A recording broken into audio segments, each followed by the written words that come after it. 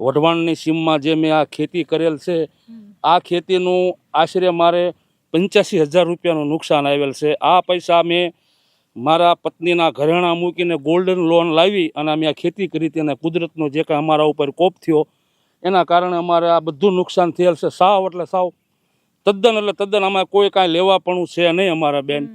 પણ હવે બીજી વાત એ કે હવે અત્યાર સુધીનો અમે જે કાંઈ ખર્ચો કર્યો અને હવે બધી અમારી મહેનત જે અમારે જે ફસલ આવવાની તૈયારી થઈ ત્યારે જે આ કુદરતે અમારી માથે જે આ કોપમાન થયો અને એના કારણે મારે એકને નહીં, હું તમામ ખેડૂત વતી બોલું છું કે બધા ખેડૂતોને મરચીના પાકમાં, કપાસમાં, જાહેરમાં, બાજરામાં, તલમાં બધાને નુકસાન થયું છે. તો મારે સરકાર શ્રી ભૂપેન્દ્ર દાદાને એટલું જણાવવાનું છે, મુખ્યમંત્રીને, કે આપ જે તમારા હિતમાં લઈ, ખેડૂતના હિતમાં લઈ અને ખેડૂતના માથે જરાક ધ્યાન દોરશે. કારણ કે ખૂબ એટલે ખૂબ ખેતરોના રસ્તા પણ ધોવાઈ ગયેલ છે.